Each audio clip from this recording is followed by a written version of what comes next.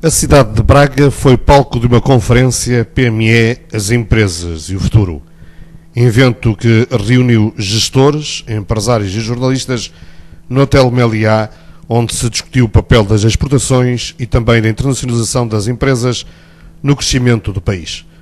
Organizada pelo Banco de Popular e Revista Exame, esta iniciativa integra o ciclo de conferências que se realiza em 5 cidades do país ao longo deste ano e tem como orador principal o Dr. António Cardoso Pinto, presidente da CEO da Adira, cuja apresentação tem como tema relançamento das empresas.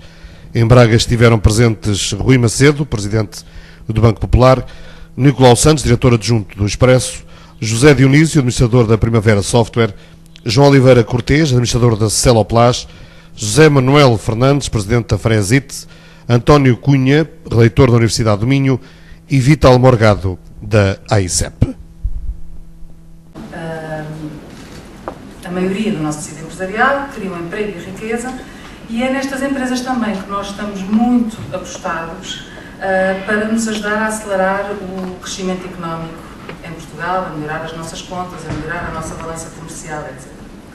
Todos sabemos que o ambiente económico não tem sido muito propício, não é muito favorável, mas a verdade é que do resultado da análise que fizemos às contas de 2010 das empresas, e já as dificuldades estavam também instaladas, é certo que se agudizaram, e portanto vai ser curioso ver como é que as empresas estão a reagir neste novo cenário. Mas em 2010 as empresas tiveram um comportamento muito positivo. Passaram dificuldades, mas com boa capacidade de gestão, com boa estratégia, com a aposta nos mercados exteriores, conseguiram ultrapassá-las e apresentar resultados muito positivos, sendo que a maioria delas deram lucros, a maioria delas cresceu, portanto o retrato não é tão desanimador quanto às vezes nos é transmitido pelas notícias e pelas dificuldades também que são sentidas no terreno. Não há dificuldades quando pensam e quando agem no sentido da internacionalização, definindo essas estratégias que lhes permitem atacar os mercados exteriores, escapar à comparação do mercado interno e vender no mercado externo. São muitos os empresários que já perceberam que essa é a estratégia de sobrevivência e, felizmente, há muitos casos muitíssimo interessantes de empresas que são capazes de fazer, empresas muito inovadoras, algumas que são líderes ou em Portugal, ou na Ibéria, ou na Europa, algumas são líderes mundiais em mercados de nicho, é certo, mas com muito sucesso. Hoje vamos ter aqui a partilhar essas experiências, empresas mais uma vez fantásticas, um painel muito bem escolhido, que vai ter, vamos ouvir, que inclui a Adira, a Primavera Software, a Celoplas e a Frezit. Portanto, vamos perceber que obstáculos é que enfrentaram, como é que os ultrapassaram, o que é que correu bem, o que é que correu mal. É uma partilha de experiências em que a audiência pode também participar no momento próprio para colocar as suas dúvidas, as suas perguntas, ou inclusivamente para partilhar também um pouco as experiências que queiram. Em 1993, 1994, eu faço 2 minutos de Marsanha. Enfim, nasce através de 2 amigos, eu próprio, Jorge Batista, nasce praticamente também numa garagem, o que já era, enfim, já era algo que condição de partida para na indústria de software resultar num projeto de sucesso. Nós não sabíamos de facto que as coisas aconteceriam como aconteceram, e por isso faz para o ano 20 anos. É uma empresa que, por um lado, tem uma idade avançada, mas por outro lado é uma empresa novíssima. A oportunidade nasceu de facto do aparecimento do sistema operativo Windows na altura, e foi só por essa razão que uma Primavera apareceu, porque ninguém não nos passaria pela cabeça e fazer mais do mesmo, inventar alguma roda que já estivesse e estavam inventados. Por isso houve ali uma janela de oportunidade no mundo das tecnologias, e de facto nós identificámos-la e arrancámos com o projeto pelas pessoas. O projeto depois teve, ao longo dos seus primeiros 10 anos de crescimento assinaláveis, e hoje é hoje a Primavera. A Primavera hoje é uma empresa com um negócio de 14 milhões de euros, é uma empresa de conhecimento intensivo. tem cerca de 40% do seu volume de negócios fora de Portugal, essencialmente ao nível dos PALOP, onde começou a sua internacionalização por volta do ano 1997, 1998. É uma empresa que tem 220 colaboradores, basicamente são engenheiros que trabalham e desenvolvem o seu produto. Isto é uma empresa de produto, isto é essencial para a valorização desta empresa. E é uma empresa também que hoje pode, enfim, ter visto com algum ar de graça, é uma empresa de alguma maneira de bandeira em Portugal, se quisermos assim dizer, porque não existem casos na Europa como o da Primavera, salvo errar um caso na Noruega, de uma empresa de capital totalmente nacional, que é líder de mercado e que ainda não foi adquirida por uma das multinacionais, como é o mercado da SAP, a Microsoft, a Sage, etc. Por isso, ela também é reconhecida e apreciada por ser um caso muito único neste momento a nível europeu. Mas não por falta de propostas? Não é por falta de propostas, mas de facto temos entendido que o projeto deve continuar como está. Se continuamos animados em fazê-lo crescer, enquanto tivermos a certeza de que o estamos a valorizar, não sentimos necessidade de dar esse passo. Se resulta de um projeto da antiga coladora e, portanto, existe aqui uma cultura daquilo que é mecânica de precisão. Ao contrário do engenheiro Rodolfo Pinto, fala em máquinas grandes, eu trabalho à escala dos microns e neste momento medimos nanómetros também.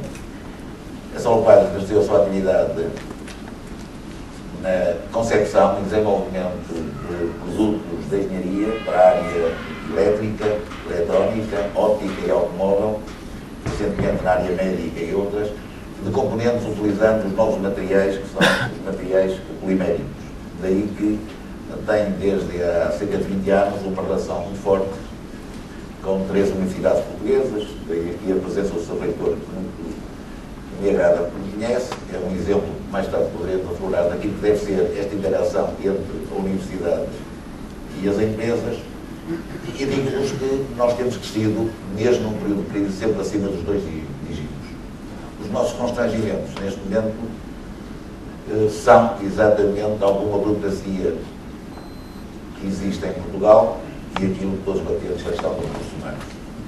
Dada a especificidade da nossa atividade, eu não consigo moldar, portanto, eu sou a pessoa mais velha da empresa, portanto, começo a ver que é uma empresa que tem 20 anos, e, portanto, isso dá um molde na lente, porque não é fácil, e este é um problema em relação ao mercado onde nos situamos, que já vou referir, moldar alguém que no mercado trabalha, por exemplo, numa área macro. Não é fácil, portanto, nós temos que chegar às universidades, neste momento do Minho, Porto e Coimbra, e até aqui era só até ao Porto, portanto, agora na minha filha está anunciada em Coimbra, o Norte vai um pouco mais até ao Monteiro, portanto, dá para ver. Estamos no Conselho de Barcelos, é mais fácil para mim falar para as jovens na universidade, e portanto nós utilizamos neste momento todos os materiais plásticos da engenharia, fazemos desenvolvimento inicial sozinhos ou em parceria com o cliente. Tem um problema, não gastamos dinheiro em marketing, não estamos em feiras, tem algumas histórias que poderei relatar, e isto para dizer que quando me perguntam lá fora, o nosso mercado fundamentalmente é alemão, holandês e Norte Europa, e quando nos perguntam what's the matter with your country, eu não consigo responder porque me dizem, vocês têm 10 meses só por ano, têm mais quilómetros de autoestrada do que nós temos aqui na Alemanha, e porquê é que vocês são tão pobres? Quer dizer, eu tenho alguma dificuldade. A preocupação da nossa empresa neste momento, temos alguns indicadores que nos permitem, em relação à banca, no setor, a minha preocupação não é se me empresta dinheiro, é se me consegue guardar as minhas economias. Este é um problema real que nós temos neste momento. Portanto, existem mais empresas, eu posso dizer que anteontem estou com a Câmara de Comércio Luso-Alemã a tentar identificar a empresa em Portugal, penso que isto resulta de alguns bastidores entre a Sra. Merkel e o atual Primeiro-Ministro, identificar empresas que consigam exportar para a Alemanha. Tem que ser dos mínimos, tem que ser ISO 9001, ISO-TS 6949, tem que ter certificação ambiental e tem. Portanto, o atual, isto na minha qualidade de Presidente da Delegação Norte da Associação do Setor, coisa que não consegui, sou Vice-Presidente Nacional há 20 anos, e, portanto, eu apontaria para a nossa atividade, eu neste momento tenho um problema, todos os digo à minha assistente comercial, registra, agradece e declina, estamos em overflow permanente, e, portanto, quando coisas que me preocupam, tenho um pouco a ver, esta é uma provocação para os nossos responsáveis pelo ensino, que é, não sei se sabem, façam essa experiência em casa, eu vou falar agora aqui um pouco, 85% dos jovens que têm o 12º ano não sabem a tabuada, 85%. Experimentem perguntar a um engenheiro que seja da universidade o que é feita a torneiração em casa. Ficam surpresos. Portanto, estes são os pontos fracos que nós temos de velar. Portanto, a formação em Portugal durante muitos anos virou um negócio. Eu posso dizer que a minha experiência, neste momento, fazemos da nossa política estratégica, que é o nosso cliente o principal parceiro primeiro, o segundo são os fornecedores e terceiro estão as instituições de ID. E, no entanto, quanto às instituições de ID, onde nós 4,5% do nosso turnover utilizamos em inovação aplicada.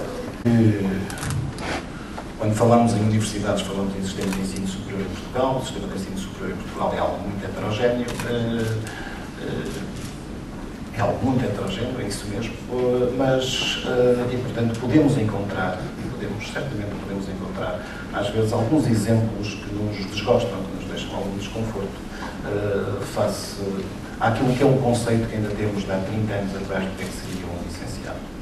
E, portanto, é fácil encontrar algumas situações que não serão situações muito gratificantes. Isto é um lado da história. O outro lado da história da realidade, é que o sistema de ensino superior evoluiu nos últimos anos de uma maneira muito, muito positiva. O número de bons alunos, de excelentes alunos nas universidades portuguesas é hoje maior do que alguma vez foi. E, portanto, isto é um dado inequívoco. O número de bons engenheiros, o número de bons advogados, o número de bons economistas é hoje, e falemos das 10 principais universidades portuguesas, ou incluindo todas as universidades públicas, que são cerca de 14, embora certamente algumas são bastante mais pequenas, o número de bons estudantes é inexoravelmente melhor do que alguma vez foi e, portanto, temos uma capacidade intelectual e uma inteligência no país que, de facto, é um salto muito positivo. Como todos os processos de formação de recursos humanos, são processos piramidais. As partes superiores da pirâmide têm certamente este desempenho, esta capacidade. As partes mais baixas da pirâmide poderão ter outras dificuldades. Eu acho que seria absolutamente um sinal muito negativo, e ele não teria o sucesso que tem, de maneira nenhuma, se saísse um engenheiro de qualquer universidade portuguesa ou de qualquer universidade do mundo que chegasse à empresa dele, que é uma empresa líder tecnológica a nível mundial e que soubesse e que não tivesse nada a aprender. Uma empresa como esta é uma empresa, e como vimos há pouco o exemplo da Adira, e certamente é também na sua área a Primavera, e o caso da Fresir, que também é conhecido, é o sem dúvida também um exemplo, são empresas que têm um lugar no mercado, porque têm tecnologia própria. E se têm tecnologia própria, têm um know-how próprio, que aquilo que as universidades têm de fazer é formar pessoas que tenham capacidade de criatividade, de espírito de inovação, a atitude certa do ponto de vista de liderança e posicionamento, e que sejam capazes de aprender rapidamente o know-how que está nessa empresa e serem integrados dentro dessa empresa. E esperar por as nossas exportações estarem a crescer e haverem bastantes empresas a internacionalizar-se, indiscutivelmente nós precisamos de aumentar a malha do número de empresas, precisamos de criar mais emprego, mas sobretudo temos um potencial de, mesmo reportando à nossa história, ao nosso vínculo da nossa gênese como povo, temos um potencial de ir por aí fora e, de facto, fazer muito mais coisas e aparecerem muito mais empresas, sobretudo nos grandes desafios, nesta relação da universidade, do conhecimento, que tem que ser melhorada. Isto não está bem. Eu também defendo que isto não está bem, porque ainda não falamos a mesma linguagem. Estamos muito distantes E alguns de nós já estamos a refugiar lá fora em universidades e estamos a fazer contratualização de conhecimento e com timings de responsabilidade. E temos que, e as nossas universidades também têm que se especializar e interligar entre si para a oferta nacional do conhecimento ser mais eficiente, mais eficaz perante o empresariado, perante quem procura passar isso a tecnologias e a produtos e serviços. Bem, rapidamente quero me identificar e transmitir-vos o seguinte. Eu fui um promotor da Escola Industrial, portanto acabei o curso industrial aos 14 anos e nem tive férias nem nada, fui logo agarrado por uma empresa e desde sempre a minha cultura como profissional, seja na área onde trabalhei, foi sempre ligado felizmente a empresas que exportavam. E a primeira empresa onde trabalhei era uma empresa de soluções, de engenharia. É uma empresa que de facto fazia instalações industriais, fabricava máquinas, mas integradas num produto, numa solução. E sempre me percebi que era no contexto dos mercados mais difíceis, nos contextos dos mercados mais ousados, mais exigentes, que nós encontramos as melhores práticas, os melhores desafios para nós próprios, em termos de informação, para desenvolver os nossos próprios projetos. Trabalhei depois em diversas empresas, estudei, etc. E quando em 1978 arranquei com o projeto da Fresite, estabeleci imediatamente uma métrica muito simples. Tenho que trabalhar fortemente numa componente de inovação que vai me permitir ser diferente, eu aparecer diferente nos mercados e chamar mais rapidamente a atenção sobre aquilo que eu faço e, ao mesmo tempo, provocar em torno da nossa equipa, do time que nós tínhamos formado, um espírito de internacionalização, um espírito de exportação. Hoje trabalhamos para 55 mercados diferentes, numa ótica de dispersão, porque sabemos que temos mercados que descem, outros que sobem, e permitindo-nos sempre uma reta de regressão positiva do comportamento médio, da nossa interface com os mercados, entre a nossa oferta e a procura, e ao mesmo tempo, a partir de 2003, percebemos que tínhamos de dar um passo muito mais significativo em relação aos mercados para os quais nós exportávamos. Nesta situação de crise económica, nós sentimos que o número de empresas que olha para o mercado internacional é cada vez maior. Se nós nos lembrarmos que só na União Europeia, em cada 100 clientes, apenas 2 são portugueses, nós vemos realmente que quando uma empresa tem algum produto de qualidade, digamos, o seu universo, em primeiro lugar, será a Europa e não Portugal. Portanto, qualquer empresa que queira crescer não pode viver do mercado interno. E temos sentido isso nos últimos tempos. Portanto, nós criámos na ICEP aquilo que chamamos de ações de capacitação. Pensamos que as empresas, quando vão para o estrangeiro, correm algum risco, isso há pouco o engenheiro Zé Manuel Fernandes também referiu, e nós tentamos mitigar esse risco. Tentamos organizar ações de capacitação para dizer às empresas aquilo que devem fazer. Convidamos empresas, como algumas das que estão aqui presentes já têm participado em ações que nós chamamos de ABCs Mercados, para irem contar a sua história e transmitirem às empresas mais pequenas aquilo que elas devem fazer. E nessas ações de capacitação nós temos sentido realmente um crescimento muito grande nos últimos anos. Nós, o ano passado, tivemos cerca de 4.000 empresas que participaram nas nossas cerca de 50 ações que realizámos por todo o país e, portanto, eu penso que isso é uma tendência que se verifica. Agora, o que se passa é que realmente os mercados que estão em crescimento estão cada vez mais longe de Portugal e já não é só a produtividade que conta, digamos.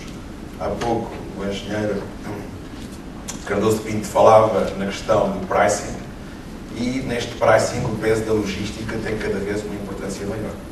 E, portanto, temos que não apenas, digamos, na nossa análise, sensibilizar as empresas para serem cada vez mais competitivas, mas a competitividade para à porta da fábrica. A partir daí, e até que o produto chega ao cliente, e esses mercados são cada vez mais longínquos, há um custo logístico importante que muitas vezes nós não estamos sensibilizados. E, portanto, é preciso sensibilizar as autoridades e as empresas para criar condições logísticas às empresas para que os produtos cheguem aos seus clientes finais a preços competitivos. Ou então a produzirem nos próprios mercados. Ou então a produzirem nos próprios mercados, mas não temos muitas empresas em condições de o fazer. Temos sentido, portanto, nesta primeira análise, nesta primeira resposta à sua pergunta, um número crescente de empresas que está a olhar para os mercados internacionais. São empresas realmente pequenas. Nós, das empresas exportadoras, cerca de 100 empresas exportam 50% do total, como tinha afirmado em algumas conferências anteriores. Cerca de 3.300 empresas portuguesas exportam 95% do total. Portanto, há um conjunto muito grande de empresas pequenas que precisa muito, não só da ajuda da ICEP, mas como precisa da ajuda de empresas de maior dimensão e de empresas como estas que aqui estão, que já têm a experiência dos mercados e que as podem ajudar. Portanto, muito em crise, mas a crise, infelizmente, verifica-se mais na Europa. Nos Estados Unidos já começam um pouco a sair da crise, e noutros mercados, como na América Latina, na África e na Ásia, realmente há um crescimento impressionante que se tem verificado nos últimos 15, 20 anos e que vai continuar nos próximos 10, 20, 30 anos. Eu li um artigo há pouco, um trabalho publicado pela OCDE, em que diz que cerca de 50% da classe média do ano 2030 terá na China e na Índia. Ora, isto é um pouco preocupante, mas por outro lado oferece uma oportunidade. Oferece uma oportunidade porque há mercados em grande crescimento e nesses mercados que estão a crescer há muitos a falar português. E acho que